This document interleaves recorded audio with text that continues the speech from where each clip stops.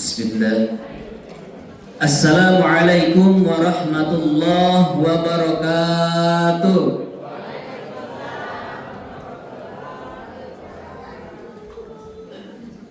Alhamdulillahi rabbil alamin.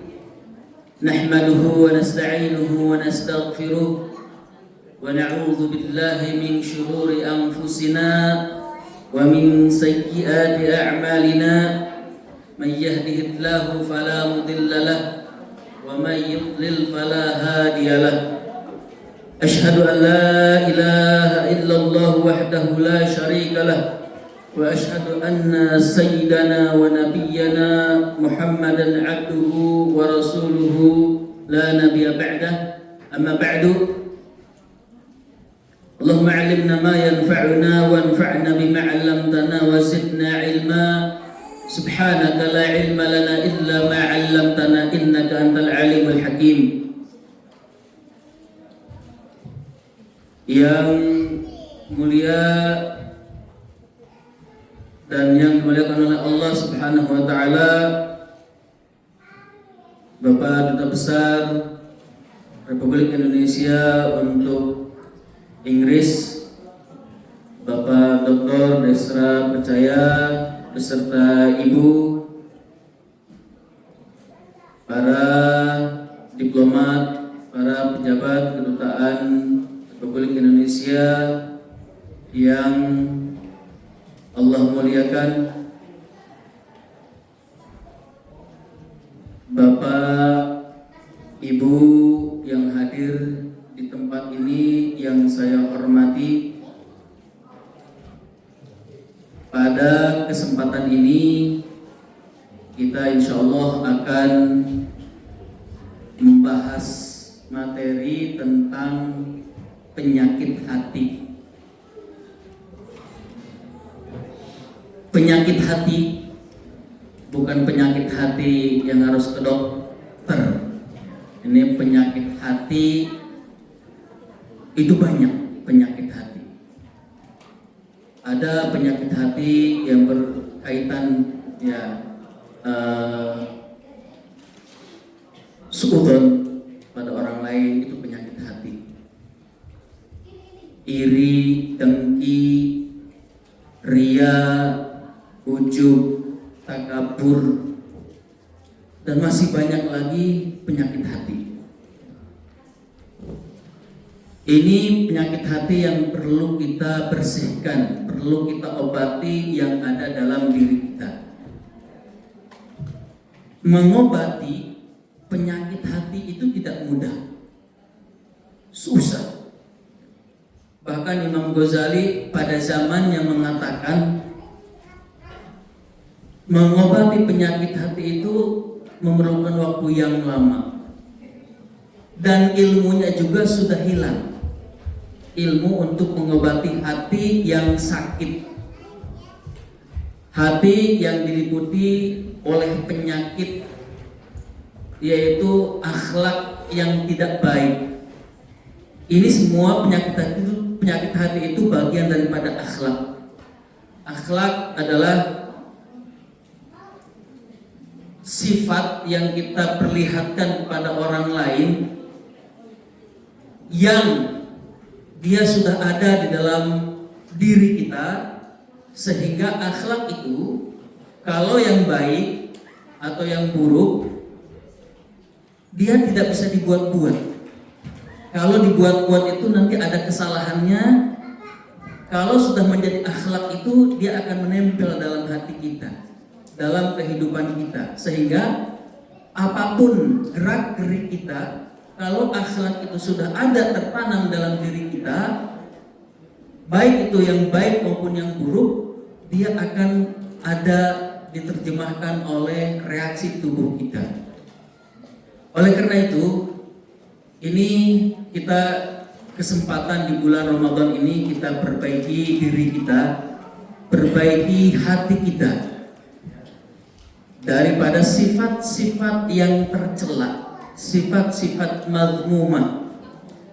Maka pembahasan pada sore hari ini kita hanya akan membahas 3 pokok pembahasan, yaitu pertama itu adalah hasad, yang kedua yaitu ria, dan yang ketiga ujub dan takabur. Lantas apa itu hasad? Hasad, bahasa kitanya hasad juga sebenarnya sudah bahasa Indonesia, atau dalam bahasa lain yaitu iri dengki. Iri dan dengki. Jadi Bapak Ibu, sifat hasad itu adalah sifat yang sangat tercela. Kata Imam Ghazali, ada 3 pokok penyakit hati kita, yang mana kalau kita bisa memperbaiki, mengobati penyakit yang 3 ini, maka insya Allah penyakit-penyakit yang lainnya itu akan mudah dihadapi. Penyakit hati yang lainnya akan mudah dihadapi. Tapi kalau kita tidak mampu mengobati 3 penyakit yang ini, yaitu hasad, kemudian ria, ujub dan takabur ini, maka penyakit hati yang lain pun kita tidak akan mampu mengobatinya. Tidak akan mampu menanganinya.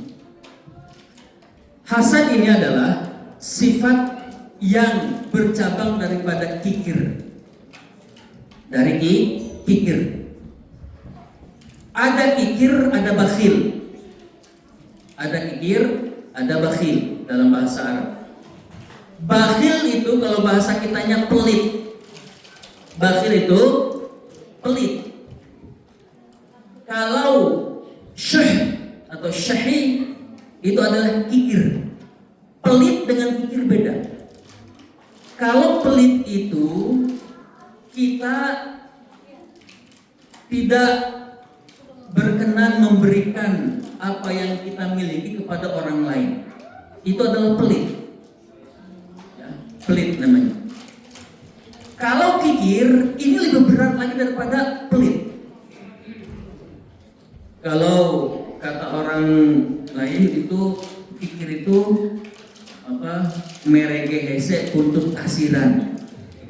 Tahu itu merege hese buntut kasiran? Bahasa India ini. Merege hese buntut kasiran. Itu bahasa Sunda. Ya, merege susah memberi. Buntut kasiran itu orang dahulu kalau di Sunda itu kita kan kalau di belakang ini tengkuk ini kan ada rambut yang kalau laki-laki ya agak kayak ekor gitu kesini di tengah-tengah. Nah ini namanya buntut kasiran. Ada ekornya. Zaman dahulu orang-orang orang tua dahulu kalau misalkan orang pelit itu suka nyebutnya, coba lihat bentuknya ini ada buntut kasiran apa enggak. Kalau dia ada ekornya itu orangnya pelit begitu. Maka disebut meregehese buntut kasiran. Bakhil, dia pelit atas harta benda yang dia miliki, tidak mau berbagi kepada orang lain. Itu namanya pelit. Tapi kalau kikir, dia tidak rela harta benda, ilmu, kekayaan, kecantikan, dan segala macam dunia, yang mana semua ini itu ada di dalam genggaman Allah, dalam genggaman Allah, dia tidak rela Allah memberikan kepada orang lain. Ya, tidak rela memberikan kepada orang lain. Contoh, si A diberikan oleh Allah kekayaan. Kita, kekayaan itu kan bukan milik kita. Allah memberikannya kepada si A. Tapi hati kita tidak rela orang itu mendapatkan kekayaan. Bahkan orang ini lebih baik dia tidak dapat daripada saya juga tidak dapat. Dua-duanya tidak dapat. Itu adalah pangkal pokok daripada hasud atau hasad. iri dengki. Tidak suka Allah Subhanahu wa ta'ala memberikan rahmatnya, anugerahnya kepada orang lain. Anugerah dari Allah banyak. Tidak harus berbentuk harta benda saja. Semua kenikmatan yang kita miliki, kecantikan, kemewahan, kekayaan, sehat dan lain sebagainya, itu semua rezeki dari Allah yang Allah berikan kepada hambanya yang Allah kehendaki. Dan kita tidak memiliki kemampuan untuk memberikan kepada orang lain, pada makhluk Allah yang lain. Nah, hasud atau hasad ini adalah sifat yang mana dalam dirinya ini tadi dia tidak rela orang lain mendapatkan kenikmatan. Biasanya orang yang memiliki sifat hasad itu dia senang kalau orang susah dan susah kalau orang senang. Itu yang memiliki sifat hasud. Nih, misalkan mudah-mudahan di sini tidak ada. Nih, ibu-ibu datang ke sini pengajian. Biasanya kalau di Indonesia, saya tidak tahu di sini. Ya, ibu-ibu pengajian itu kan segala dipakai. Ya, pakaian mewah dan lain sebagainya, gelang, emas semua dipakai.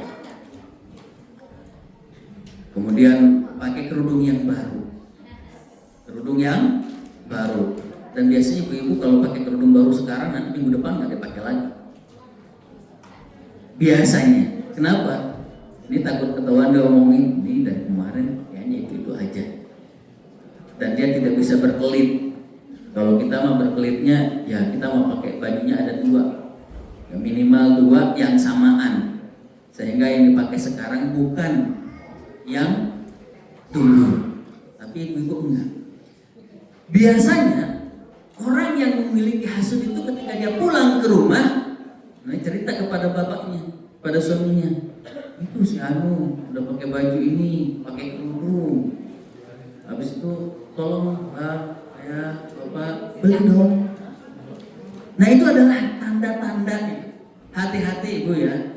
Itu tanda-tanda ada benih-benih iri kepada orang lain. Orang lain memakai pakaian yang bagus, misalnya bermerek, sementara kita pakaiannya mungkin sebenarnya bermerek juga, cuma udah lama, udah sebulanan yang lalu, orang lain baru pakai. Dia datang ke rumah itu nggak bisa tidur, lihat temennya pakai pakaian itu, dia terbayang-bayang terus. Bagus amat, itu gelangnya indah, tulisannya bagus, nggak bisa tidur. Dan bisa-bisa susah hatinya, sehingga sampai subuh lagi aja keingetin, ya, ingat temennya pakai pakaian yang baru dan bagus, model baru. Begitu orang yang punya sifat hasud, dia tersiksa. Bahkan kata Imam Ghazali, dia bukan tersiksa di dunia saja. Orang yang memiliki hasud itu, sifat hasud atau hasad, di akhirat pun dia tersiksa. Ya, kenapa? Karena dia menginginkan kehancuran kepada orang lain. Menginginkan kehancuran kepada orang lain. Jadi kalau hanya mengatakan bahwa si Anu punya ini punya itu belum masuk ke dalam kategori hasad. Tapi kalau sudah menginginkan apa yang dimiliki oleh orang lain ini hancur, hilang dan lain sebagainya, maka itulah sifat hasad, sifat iri dan dengki, yang mana orang ini tidak rela orang lain memiliki kenikmatan yang diberikan oleh Allah Subhanahu wa ta'ala. Ya, maka al-hasadu huwa tamanni zawal ni'mati an sahibiha. Itu menginginkan hilangnya nikmat, harta benda, kekayaan, cinta, ilmu dan lain sebagainya yang ada pada orang tersebut. Oleh karena itu ini adalah penyakit hati yang sangat merusak. Penyakit hati yang sangat merusak. Kata Rasulullah Shallallahu Alaihi Wasallam, "Iyyakum wal hasad." Hati-hati kalian dengan sifat iri dengki, hasad. Ya. Kenapa? Fa innal hasada, karena hasud itu ya'kulul hasanati kama ta'kulun nara al-hatab. Sifat hasad, iri dengki itu menghabiskan amal ibadah kita, amal soleh kita, pahala kita digerogoti oleh sifat hasad, seperti mana api melalap kayu bakar. Ya, kalau kayu dibakar itu kan kayu akan habis menjadi arak. Begitu juga kalau hasad terus ada dalam diri kita, dalam hati kita, maka amal soleh kita, amal kebaikan kita juga akan hilang. Oleh karena itu perlu hati-hati. Ya. Ini pentingnya kita membersihkan hati kita daripada sifat hasad. Kenapa harus dibersihkan? Karena sifat hasad tadi adalah menghanguskan pahala kita. Ya, menghanguskan pahala kita. Amal soleh kita juga yang sudah kita kumpulkan, apalagi di bulan Ramadan sekarang.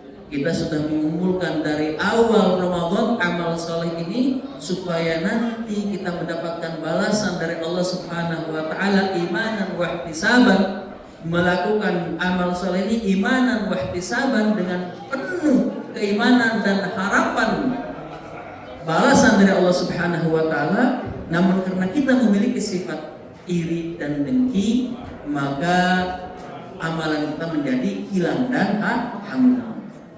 Hasud juga tentunya akan merusak hubungan saudara, keluarga. Ya, persaudaraan antara sesama muslim, bahkan persaudaraan sesama sedarah dan sedaging. Ya, itu juga akan merusak. Bapak yang ada di sebelah kanan, setuju? Ya. Jadi mari kita bersihkan hati kita dari sifat hasad, iri dan dengki. Yang kedua yaitu adalah riya. Riya ini adalah juga sifat yang sangat merusak amal soleh kita. Ya, merusak amal soleh, yaitu menampakkan ibadah kita kepada orang lain agar orang lain ini memuji kita, memuji pelakunya, ingin dipuji sama orang lain. Ya, ingin dipuji. Ini sifat riya ini juga sangat bahaya. Jelas amal ibadah yang dibarengi dengan riya, amal ibadah kita itu tidak dianggap oleh Allah Subhanahu wa taala. Oleh karena itu para ulama membagi riya itu kepada dua bagian. Ya, ada riya khalis, ada riya syirk. Atau kalau para ulama membagi syirik itu ada dua, ada syirikul asghar, asyirkul asghar, wa syirkul akbar. Syirkul asghar itu adalah ar-riya, wa syirkul akbar adalah menyekutukan Allah. Kenapa riya dimasukkan ke dalam kategori syirkul asghar? Karena kita menduakan amal ibadah kita. Satu, tujuannya untuk Allah, yang kedua tujuannya untuk manusia. Menyekutukan Allah pada amalan itu disebut dengan syirkul asghar, syirik kecil. Syirkul khafi, syirik yang khafi, ya. Syirik yang tidak jelas. Kalau dari pembagiannya tadi, kalau dari pembagian syiriknya ada dua. Kalau misalkan pembagian daripada riyanya juga ada dua. Riya tadi yang khalis, ada orang semata-mata melakukan pekerjaan itu memang semata-mata hanya ingin dipuji, hanya ingin mendapatkan penghargaan, pujian daripada orang lain. Tidak ada niat dalam dirinya untuk ibadah. Tetapi banyak juga orang yang melakukan ibadah ini memang selain dia ingin dipuji oleh manusia, dia juga ingin mengharapkan pahala dari Allah Subhanahu wa ta'ala. Nah, ini sifat riya. Ada sum'ah, berdekatan sum'ah juga. Ria itu ingin dilihat, kalau sum'ah itu ingin didengar. Ya, dengar. Kalau misalkan kita habis beramal hari ini, kita menceritakan amal kita, perbuatan kita, maka menceritakan itu bukan ria maksudnya, tapi sum'ah. Kalau ria itu adalah daripada tua, yaitu melihat, yang dilihat. Kalau sum'ah yang dengar. Jadi perbuatan yang diceritakan itu masuk kategorinya sum'ah, sama-sama bahaya, sama. Perbuatan itu sama-sama bahayanya, ya sama sederajat dengan ria. Itu ingin diperlihatkan. Oleh karena itu ria juga adalah perlu kita bersihkan daripada hati kita. Ya, jangan sampai amal ibadah kita yang sudah kita lakukan tidak diterima oleh Allah Subhanahu wa taala. Innamal a'malu binniyat, kata Rasulullah sallallahu alaihi wasallam. Maka sah dan sempurnanya dan diterimanya amal ibadah kita bergantung pada niat. Kalau niat kita beribadah ini adalah hanya semata-mata tadi untuk orang lain, agar orang lain ini memuji apa yang kita lakukan, maka itu tidak sempurna, ya. Tapi kalau niatnya adalah khalis lillahi ta'ala, ikhlas kepada Allah, walaupun amalan itu adalah kecil, maka itu yang akan diterima oleh Allah Subhanahu wa ta'ala. Maka ada satu cerita bahwa dalam hadis Nabi Sallallahu Alaihi Wasallam ada seorang pejuang meninggal syahid. Bahkan dalam riwayat lain dalam perang Khaybar diantaranya, ya, ketika para sahabat berdoa dengan suara kencang, kemudian ada lanjutan hadisnya. Orang yang mati syahid kan, kalau kita tahu orang yang mati syahid itu adalah balasannya surga. Orang yang mati syahid balasannya surga. Tetapi nanti pada hari kiamat kata Allah Subhanahu wa taala, masukkan orang ini ke neraka. Orang yang meninggal syahid, ya, di perang, di medan perang, kata Allah, tapi apa kata Allah? Masukkan orang ini ke neraka. Orang nanti kita nanti di akhirat itu berhujjah dengan Allah. Berhujjah itu adu argumen. Manusia nanti di akhirat itu adu argumen dengan Allah. Seperti di pengadilan, maka di akhirat juga ada pengadilan. Di dunia kita ada pengadilan, kenapa? Kita ada saling membuktikan. Begitu juga kita sebagai suami nanti ada argumen ketika kata Allah Subhanahu wa taala masukkan ke neraka. Kenapa? Karena dia telah menelantarkan istrinya, anaknya tidak dididik dengan baik. Maka dia datang, suaminya laki-laki ini datang, ya Allah, aku sudah mendidik yang anak istriku, tetapi anak istriku tidak pernah mendengar apa yang aku sampaikan. Maka ini adalah hujjah buat kita. Maka kata Allah Subhanahu wa taala, ya, ketika dihisab itu, kalau memang itu terbukti, maka beban tanggung jawab terhadap anak istrinya dihapuskan. Begitu juga, ini adalah seorang yang meninggal syahid. Dia mengatakan, ya Rabb, ustushhid, aku telah meninggal dengan syahid, ya, di jalan Engkau ya Allah. Maka kata Allah Subhanahu wa taala, kamu meninggal bukan karena ingin pahala dariku, melainkan kamu ingin dikatakan oleh orang lain sebagai orang yang pemberani, syuja', ya, orang pemberani. Maka kata Allah, itulah balasan untuk kamu. Dan orang-orang sudah mengatakan kamu adalah sebagai orang pemberani. Itu adalah ganjarannya. Jangan minta ganjaran yang lain. Itu adalah orang yang meninggal di medan perang. Apalagi, ya, seperti kita yang ibadahnya kecil-kecilan, ya. Yang terakhir yaitu adalah ujub dan takabur. Apa itu ujub? Ujub itu adalah bangga diri, merasa dirinya paling ganteng, merasa dirinya paling cantik. Itu adalah sifat ujub. Nih, ibu-ibu biasanya kalau nggak apa-apa ibu terus, memang kenyataannya seperti itu. Kalau berkaca itu kan lama sekali ngaca berdandan, ini cantik. Habis itu kayaknya di sini tuh nggak ada yang paling cantik selain aku. Itu kan begitu ya. Aku paling gagah, paling hebat, paling kaya.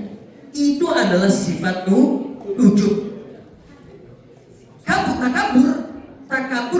adalah kepanjangan. Kalau sudah ada sifat ujub dalam dirinya, kemudian sifat ujub ini menganggap orang lain itu adalah rendah, maka itu takabur namanya.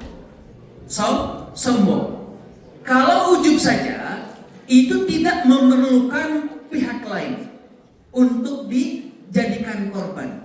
Kalau takabur sombong, itu memerlukan pihak lain.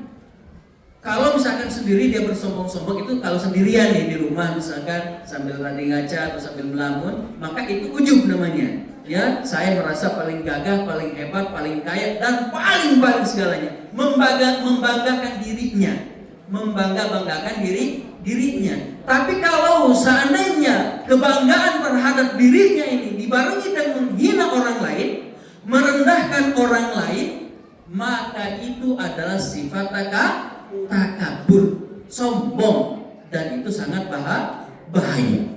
Ya, ini biasa kita ada sesekali mungkin menemukan orang yang memiliki sifat ini sombong amat, sombong. Kalau siapa mandir sombong amat, ya bukan. Ya, jadi sombong ini harus apa? Ada korbannya, ada pihak lain yang jadi korban, ya direndahkan dan dihinakan.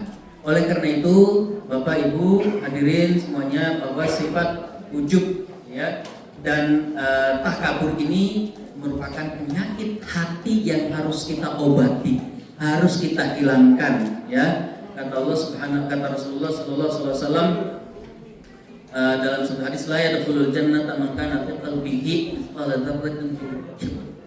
Jadi Allah tidak akan memasukkan orang yang di dalam hatinya ini ada apa?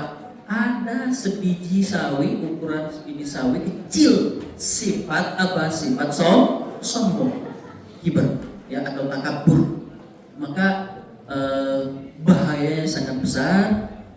Pada zaman dahulu orang-orang atau para ulama, bagaimana mereka tazkiyatun nafs, membersihkan hatinya dari sifat-sifat tercela, ya, sifat-sifat tercela, dan masih banyak lagi sifat-sifat tercela. Namun ini adalah sifat yang paling utama. 3 sifat ini kalau kita bisa mengatasinya, insya Allah sifat-sifat yang lainnya dapat kita atasi dengan sebaik-baiknya.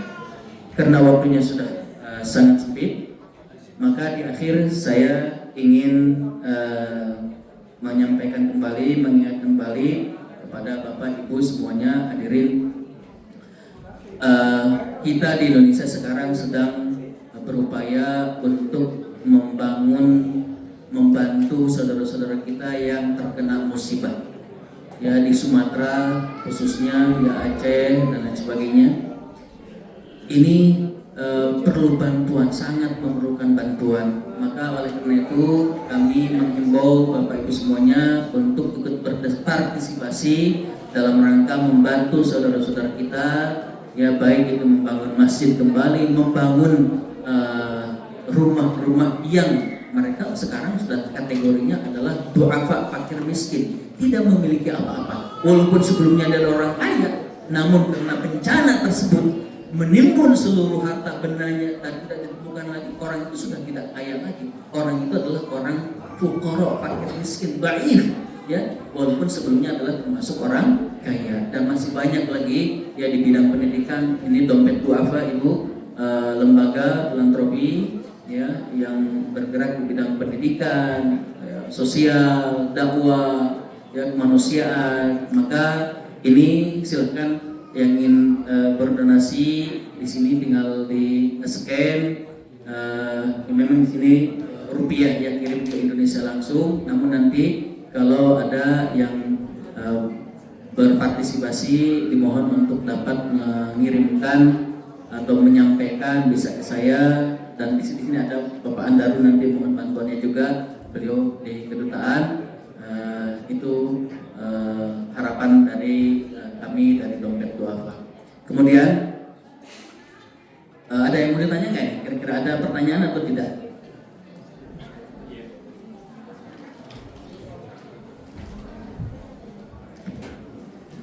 Baik, terima kasih banyak Ustaz Badrul Ulum sudah memberikan kesempatan bagi para hadirin jamaah yang barangkali ingin bertanya terkait materi tadi soal penyakit hati, ria, ujub, atau mungkin merasa ada jelas mungkin ya, atau mungkin perdalam pertanyaannya boleh dipersilakan dari para bapak ibu mungkin barangkali,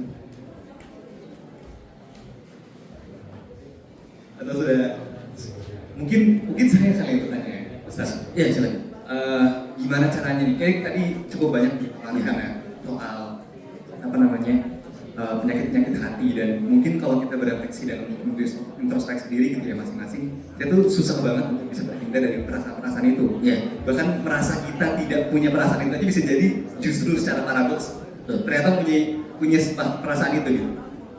Di bulan Ramadan ini, apa amalan yang mungkin dari Ustadz disarankan kepada kami untuk bisa dimaksimalkan supaya penyakit hati itu pertama secara konsisten mulai berangsur-angsur menghilang gitu ya, dan setelah Ramadan bisa terjaga terus amalan yang bisa menjaga hati kita supaya tidak sakit. Baik, terima kasih. Mengobati penyakit hati itu yang paling pertama adalah al-imanu bil qada'i wal qadari, yaitu beriman kepada qada dan qadar. Apa itu qada dan qadar?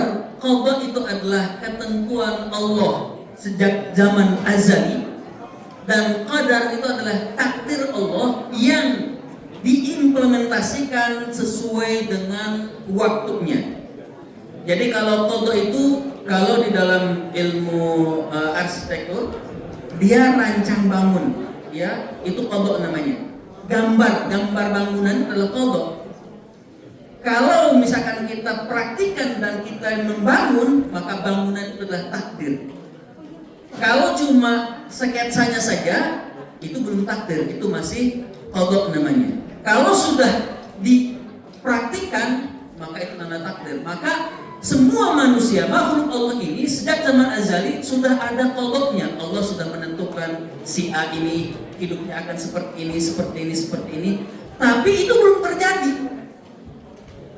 Belum terjadi semuanya. Sekarang saya ditakdirkan, dulu memang Allah sudah menentukan saya nanti suatu saat akan berangkat atau akan berada di London. Dan sekarang saya berada di London, itu adalah namanya takdir. Begitu juga dengan tadi, semua atau segala sesuatu ini sudah Allah takdirkan, masing-masing punya takdirnya. Si A memiliki harta kekayaan sekian, si A, si B memiliki ilmu begini, dan si C dan lain sebagainya. Semua itu sudah ada takdirnya, sudah ada takarannya. Oleh karena itu tidak perlu kita harus iri dengki, ya, tidak menyukai apa yang diberikan oleh Allah kepada orang lain, kepada makhluknya, karena masing-masing dari kita adalah sudah ada takdirnya masing-masing, dan ini harus dipupuk dalam hati kita, ya, agar kita terhindar daripada penyakit hati. Itu khususnya adalah iri dengki, ya. Oleh karena itu ini adalah yang paling utama. Sisanya adalah tentunya kita harus belajar, ya, harus belajar ilmu. Insya Allah itu akan menghindarkan kita daripada sifat yang tercela ini. Oke, mungkin itu ya inti jawabannya. Saya akan memberikan hadiah. Ini ada hadiah untuk Bapak Ibu yang bisa menjawab, acungkan tangan, ya. Siap? Siap? Siap. Oke. Mau acungkan tangan dulu? Akan dilihat siapa yang acungkan tangan dulu, ya. Coba sebutkan apa itu hasud. Itu tuh Ibu. Siap, sebentar Ibu. Mana?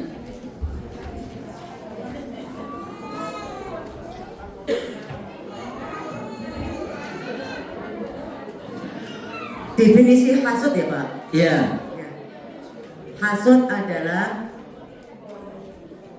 orang yang tidak suka bila melihat seseorang mendapat nikmat dari Allah. Dan lebih parahnya lagi, kepingin orang itu hancur biar tidak bisa menikmati apa-apa yang diberikan oleh Allah Subhanahu wa taala. Bagus. Ya, Terima jadi kasih. Ini hadiahnya. Bapak Ibu, hadiahnya. Atau sekalian ibunya ke depan, saya sekalian mau ngasih ini, minta difotoin.